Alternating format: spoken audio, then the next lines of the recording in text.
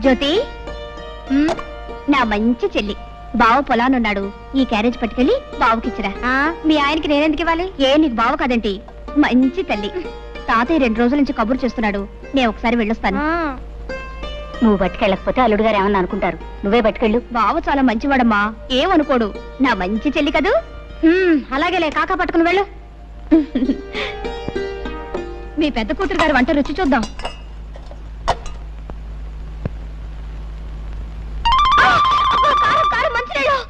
చాలే ఊరుకోవే, మరీ నడమంత్రం.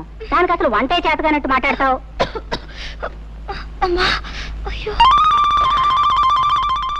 అబ్బా, ఈ వంట తింటే మీ బావు పని అయినట్టే. నేను వేరే క్యారేజీ పెడతాను, పట్రా. ఇదేంటి నువ్వు వచ్చావు? మీ అక్క ఏమైంది? జమీందార్ తాతయ్య గారింటికి వెళ్ళింది. ఆహా, కట్టుకున్న 3 కంటే జమీందార్ తాత ఎక్కువాడనమాట. అంత కోపం ఏంటి బావా? పాపం తాతయ్య మరీ రమ్మని కబుర్ చేస్తేనే వెళ్ళింది. రా తిందువు గాని. ఇవాళకి అక్కని క్షమించే బావా, రా. సరే, ఇవాళ ఒక్కనాడు క్షమిస్తున్నాను, రేపటి నుంచి క్షమించను. నువ్వు కనుక రేపటి నుంచి క్యారేజ్ తీసుకొచ్చావు నీ కాళ్ళు చేతులు ఎదుర్కొంటున్నా. సర్లే, రా రా రా. తీసుకునే జానకి. జానకి, అబ్బబ్బా, ఏమిటా కేకలు? కేకలేంటే కేకలు? అవును, ఏమిటి మోసం? పొలానికి అన్నం పట్టుకొస్తా అని చెప్పి నువ్వు రాకుండా మీ చెల్లెని పంపిస్తావా? నీకెన్ని గుండెలు? ఇదిగో, రాకపోతే రాపోయావు కానీ మధ్యాహ్నం వంట చేసావు అమృతం. స్వర్గానికి బెత్తిరే. నీ మట్టి వాసన చెవట కంపు భరించలేకపోతున్నాను. ముందెళ్ళి స్నానం చేసిరా.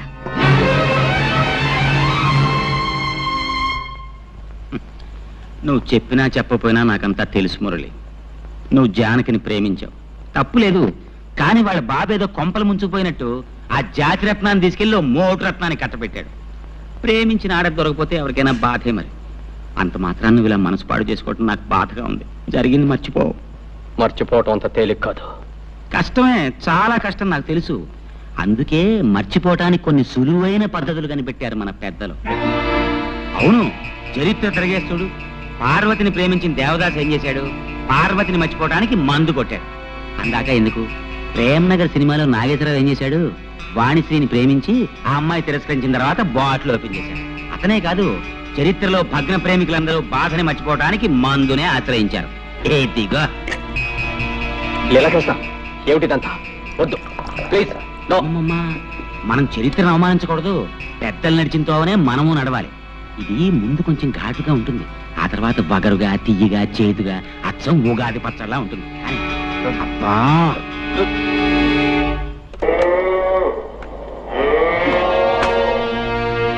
ఏమిటి? గడ్డేశాను, నీళ్లు పెట్టాను, ఇంకేమిటి నీ గోళ? ఉంటే నీ పని చెప్తాను.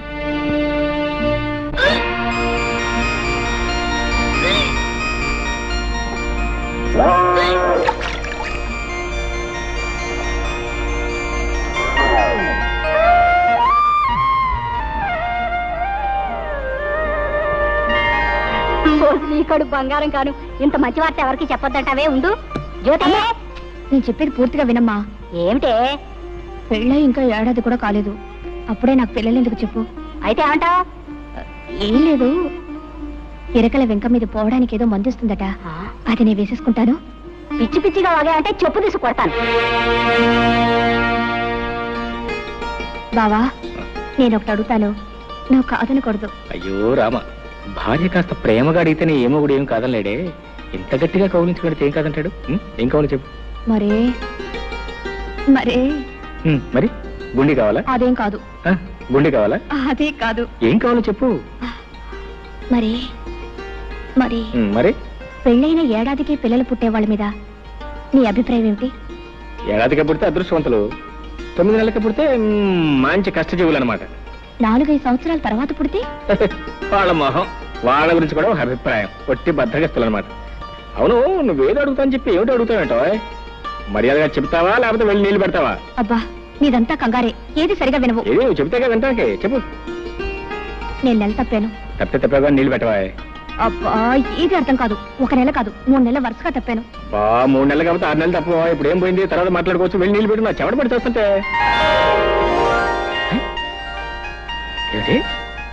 వరుసగా 3 నెలలు తప్పానన్నావా? 3 నెలలు? 3 నెలలు తప్ప నేను 6 నెలలు తప్పానా? అది కాదు బావా, నేను చెప్పేది కాస్త ఆలోచించు. ఏంటో ఆయన నువ్వు చెప్పేది నేను ఆలోచించేది. నోరు మూసుపడగా నిద్ర వస్తుంది. మరీ ఇంత తొందరగా పిల్లలు ఎందుకు చెప్పు? ఇంకా చిన్న పిల్లవి. అవును, ఈ మాట చెప్తే మీ అమ్మ ఏదో అందన్నావు, ఏమంది? చెప్పు తీసుకు కొడతానంది. ఏటో చెప్పు తీసుకు కొడతానంది. మీ అమ్మ కేవలం మాటల్లో ఉంది, నేను కొట్టి చూపిస్తాను అనుకున్నావు. లీలాకృష్ణ గారు, మీకు శుభవార్త. మగపిల్లాడు పుట్టాడు. సంతోషం అండి, చాలా సంతోషం. ఉండండి, మీ ఫీజు ఇస్తాను. గురువు గారు, నాకు చిన్న అనుమానం. అవకాశం ఇచ్చాను, అడుక్కో. ఏం లేదు, మీకు పెళ్ళై 9 నెలలు అవ్వలేదు కదా, అప్పుడే పిల్లాడు ఎలా పుట్టాడండి? ఓర్ నాయనోయ్, డాక్టర్ గారు, ఇది అన్యాయం, మోసం, దగ, కుట్ర. మీకు నేను ఫీజు ఇవ్వను. ఏమిటండి మీరు అనేది? పెళ్ళైన 7 నెలలకే పిల్లాడు ఎలా పుడతాడండి? అంటే నా భార్య చాలా ఊరుకోండి, అన్యాయంగా మాట్లాడకండి. కొంతమందికి ఇలా నెలలు నిండకుండానే పిల్లలు పుడుతూ ఉంటారు. అంతేనంటారా? అంతే. ఇదిగోండి మీ ఫీజు. థ్యాంక్స్.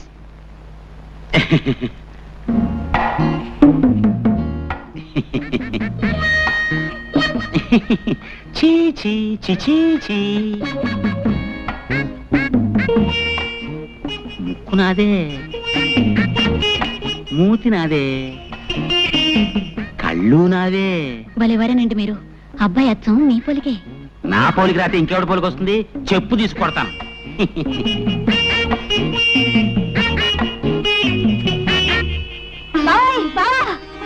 ఏంటే ఏంటే ఏంటే? అయ్యో అయ్యో, ఏంటే? ఈ మహారాజు గారికి మహాలక్ష్మి పుట్టింది. నా కూతురు పుట్టిందా? హాయ్ రేయ్, ఇదిగో ఈ 100 రూపాయలు తీసుకుని మీ ఇష్టం వచ్చిన సరదాలు ఏమైనా చేసుకోండి. పోండి, పోండి, పోండి, పోండి.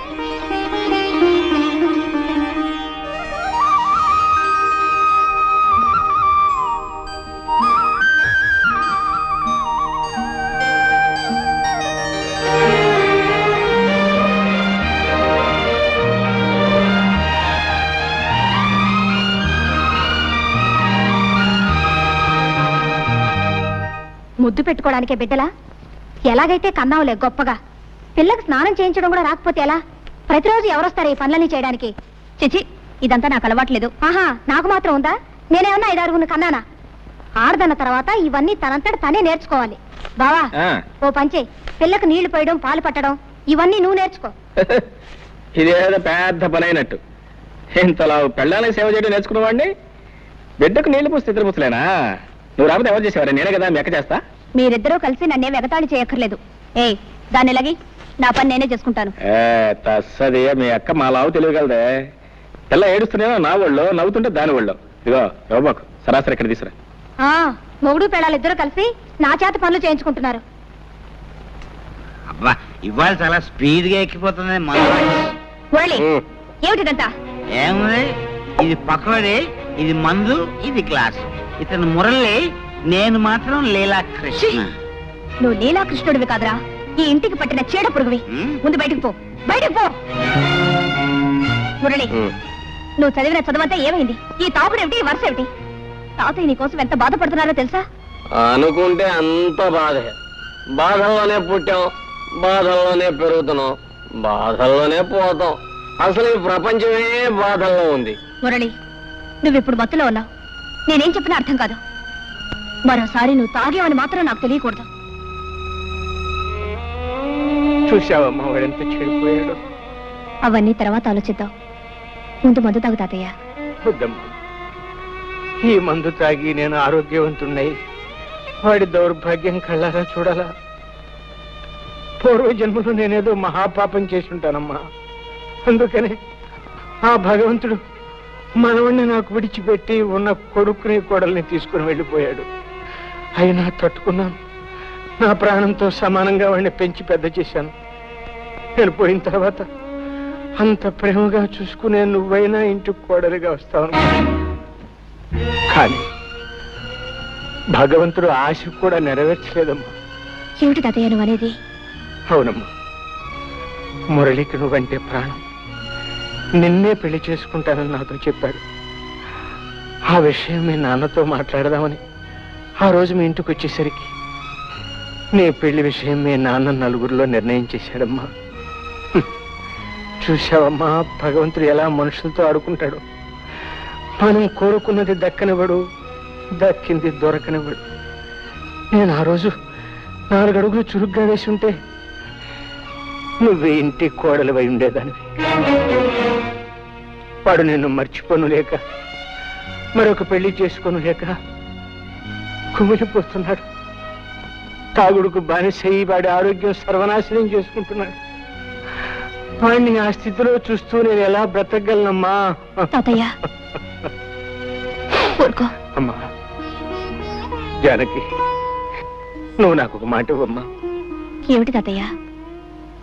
నేను పోయిన తర్వాత వాడిని జాగ్రత్తగా చూసుకుంటానని, వాడి బ్రతుకు బండర కాకుండా మనిషిని చేసి ఒక దారిలో పెడతానని నాకు మాట ఇవ్వమ్మా.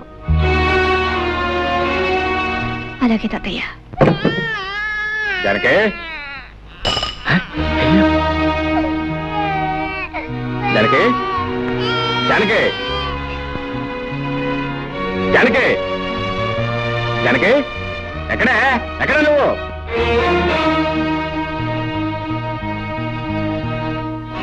ఎక్కడికి వెళ్ళావు? తాతయ్య గారింటికి వెళ్ళాను. ఈ శనిగ్రహం అప్పుడే లేచిపోయిందా? ఎవరు శనిగ్రహం? ఎవరు శనిగ్రహం? పసిబిడ్డను ఇంట్లో ఒంటరిగా వదిలిపెట్టి పెత్తనాలకు వెళ్ళిన చాలక ఇంకా శనిగ్రహం అంటున్నావా? శనిగ్రహం అని. నేను వెళ్ళేటప్పటికి నిద్రపోతుంది. అవును, నువ్వు వెళ్ళేటప్పుడు నిద్రపోతుందని నువ్వు ఇంటికి వచ్చే వరకు నిద్రపోతూనే ఉంటుంది అనుకున్నావా? నేను రావటం కొంచెం ఆలస్యం ఏమైతే తెలుసా? ఉయ్యాలంచి కింద పడేది. ఉయ్యాల నుంచి కాకపోతే మేడం నుంచి పడ్డానికి మనకి మేడలు లేవుగా. తప్పు చేసిన కాకుండా ఏమిటా పెడసరపు సమాధానం? తాతయ్య కొంట్లో బాలేదు. అవన్నీ సర్దుకొని వచ్చేసరికి ఆలస్యమైంది. తాతయ్య తాతయ్య మాట్లాడితే తాతయ్య ఒకటి దొరికాడు. ఇదిగో, నీ తాతయ్య చాలా డబ్బున్నాడు. నువ్వు వెళ్ళినా వెళ్ళకపోయినా ఆయన చూసుకోవడానికి 10 మంది నౌకర్లు ఉన్నారు. నువ్వు ఆయన గురించి ప్రత్యేకంగా ఏం తాపత్రపడాల్సిన అవసరం లేదు. ఇదిగో చెప్తున్నాను, నువ్వు మళ్ళీ ఆ ఇంట్లో అడుగు పెట్టడానికి వీల్లేదు. ఎందుకు వెళ్ళలేదు? వీల్లేదంతే. వెళ్తే ఏం చేస్తావు? పళ్ళు రాలగొడతాను.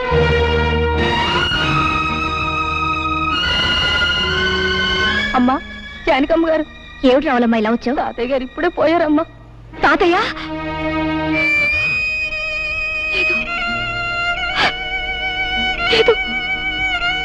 తాతయ్య గారు పోయారు? అవును బాబు. ఎప్పుడు? ఇప్పుడే. సరే నువ్వు వెళ్ళి, మేము వస్తాం. చూసొద్దాం పద. ఎందుకు? బ్రతికున్న మనిషిని చూడడానికి వెళ్తే పళ్ళు రాలగొడతానన్నావుగా. ఇప్పుడు ఆ శవాన్ని ఆఖరి చూపులు చూడడానికి వెళ్ళాలా? నీ మనసు ఇప్పుడు శాంతించిందా? నేను రాను, నువ్వు వెళ్ళు. నీ కూతురు కాపురం ముచ్చట్లు విన్నావా? ఏమిటండి? అల్లుడి మంచితనం చూసుకుని ఇష్టం వచ్చినట్టు పిచ్చి పిచ్చి వేషాలు వేస్తుందట. ఎవరు చెప్పారు మీకు? మన సంగతులు ఊరందరికీ తెలిసేదాకా మందాక రావు. ఒకసారి వెళ్ళి మందలించిరా. చిచి, వెధవ బ్రతికైపోయింది. ఓ సుఖం లేదు, సంతోషం లేదు. ఈ శనిగ్రహం ఏడుపుతాను, మాయగారి వంటతోనే నా ప్రాణాలు పోతున్నాయి. ఏయ్ నోర్మి, నోర్మి, ఎందుకలా ఏడుస్తున్నావు? ఎందుకు ఏడుస్తున్నావు? నిన్ను కొట్టేనండి చూడు. చాలా చాలేవా బడాయ్. నోరులేని ప్రస్తుతానికి నీ బెదిరింపులు తెలుస్తాయా? నోరెందుకు లేదు? పెంకులు ఎగిరిపోయేలా ఏడవడానికి పెద్ద నోరేసుకుని మరీ పుట్టింది. శని శని శనిగ్రహం అని. నోర్మై, ప్రస్తుతాన్ని పట్టుకుని శని శని అంటావు. బుద్ధి లేదు నీకు? ఆడదన్న తర్వాత కాస్త ఓర్పు సహనం ఉండాలి. కానీ అవతల బారేస్తే ఎదుగుతారా? నేను నీలాగే చిరాకు పడి ఉంటే ఇంత దాని అయ్యేదానివే. నేను దీనిలాగే ఏడ్చుంటే నీకు తెలిసేది. ఏడవలేదే పాపం, పక్క నవ్వుతూ ఉండేదానివి. దీనికంటే ఎక్కువే గొడవ చేసేదానివి. సర్లే, దీనికి పాలు పెట్టి నిద్రపుచ్చుతాను. వంట నాకు వచ్చి తీసుకెళ్ళు. అమ్మయ్యా, రక్షించావు. అమ్మా, సాయంత్రం దాకా తీసుకురాకు. పీడ వదిలింది. జానకమ్మ గారు, వస్తున్నా. జానకమ్మ గారు. ఏమిటి రావుడు ఇలా వచ్చావు? చిన్నబాబు గారి గురించి మీతో చెబుదామని వచ్చానమ్మా. ఏమిటో చెప్పు. పెద్దబాబు గారు పోయిన కాడి నుంచి చిన్నబాబు గారి పరిస్థితి ఏం బాగోలేదమ్మా. 24 గంటలు తాగుతూ సరిగ్గా భోజనం కూడా చేయటం లేదమ్మా. మీరైనా వచ్చి కాస్త మందలించండి అమ్మా. నాకు తెలుసు జానకి, నువ్వు వస్తావని తెలుసు, నన్ను ఇలా అడుగుతావని తెలుసు. నేను తాగుడు మానేయాలి, పెళ్లి చేసుకోవాలి, అంతేగా? అవును. నిన్నొక ప్రశ్న అడుగుతాను, సమాధానం చెప్తావా? ఏమిటది? నువ్వు సుఖంగా సంతోషంగా కాపురం చేస్తున్నావా? నిజం చెప్పు. నాకు తెలుసు నువ్వు చెప్పలేవు. నిన్ను నువ్వు మోసం చేసుకుని అబద్ధం చెప్పలేవు. నీ కాపురం సుఖంగా లేదు. సందర్భం వచ్చింది కాబట్టి ఒక నిజం చెప్తాను. ఈ నిజం ఆ రోజే నేను నీకు చెప్పగలిగుంటే మన ఇద్దరి జీవితాలు వేరే విధంగా ఉండేవి. జానకి, నిన్ను నేను మనస్ఫూర్తిగా ప్రేమించాను. అంతేకాదు, ఈ రోజుకి ప్రేమిస్తూనే ఉన్నాను. చిన్నబాబు, ఏమిటిది? నువ్వు మాట్లాడేదేమిటో నీకు తెలుస్తుందా? నేను పెళ్ళైన దాన్ని, నాతో ఇలా మాట్లాడకూడదు. జానకి, నేను నిజం చెప్తున్నాను. నిజం చెప్పడానికి కూడా కొన్ని హద్దులుంటాయి. అవన్నీ ఆలోచించబట్టే నువ్వు నాకు దక్కకుండా పోయావు. ఆ పెళ్లి చేసుకుని నువ్వు సుఖపడింది లేదు. నువ్వు లేని నా జీవితానికి ఏ సుఖం లేదు. ఇక ఈ జీవితాలు ఇంతేనా? ఇంతే. ఇంతకన్నా చేసేదే ఉంది. ఉంది. దానికి మరో మార్గం ఉంది. చేస్తావా? ఏమిటిది? నాతో వచ్చాయి. ఎక్కడికైనా పోయి సుఖంగా బ్రతుకుదాం.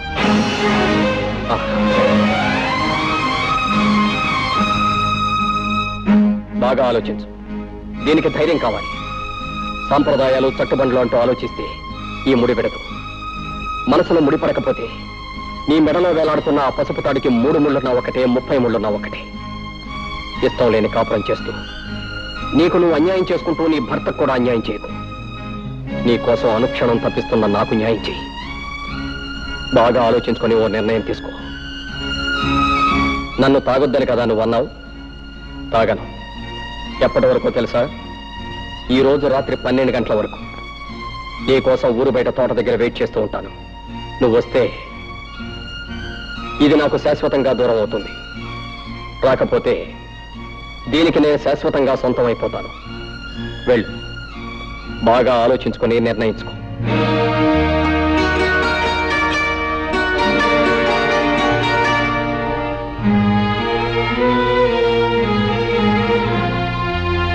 ఆవు జానకి, మురళి నీతో మాట్లాడినంత విన్నాను. కంగారు పడకు, నేనెవరికి చెప్పను. నువ్వు నన్ను చీడ పురుగని పేడ పురుగని చాలాసార్లు అన్నావు. నేనెప్పుడు ఫీల్ అవ్వలేదు, అవ్వను. ఎందుకంటే నిజానికి నేను పట్టు పురుగు లాంటి పురుషుణ్ణి. పట్టుదారులు లాంటి అందమైన ఐడియాలు ఇస్తాను. నీకు మంచి సలహా చెప్తా విను. మురళి నేను అడిగినంటూ తప్పేమీ లేదు. నువ్వు అతను కూడా వెళ్ళిపో. ఏమిటి? ఏమిటి నువ్వు అనేది? అవును, మన పురాణాలు తిరిగే చూడు ఎన్ని ఉదాహరణలు ఉన్నాయో. బృహస్పతి భార్య తార తన భర్త దగ్గర చదువుకోవడానికి వచ్చిన చంద్రుడితో లేచిపోయింది.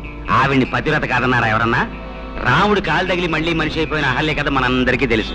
ఆవిడ్ని పతివ్రత కాదన్నారా ఎవరన్నా? 5గురు భర్తల్ని సుఖపెట్టిన ద్రౌపదిని నువ్వు పతివ్రత కాదు అంటానికి ఈ దేశంలో దమ్ముందా ఎవరికన్నా? అంచేత మురళి అడిగిందంటూ తప్పేమీ లేదు. నువ్వు అతను కూడా వెళ్ళిపో. వ్యవసాయం చేసే మొగుడు, ఎప్పుడు ఏడ్చే పిల్ల, ఇదంతా ఓ పేడకల్లా మర్చిపో. ఈ బంధాలన్నీ తెంచుకుని స్వేచ్ఛగా ఎగిరిపో.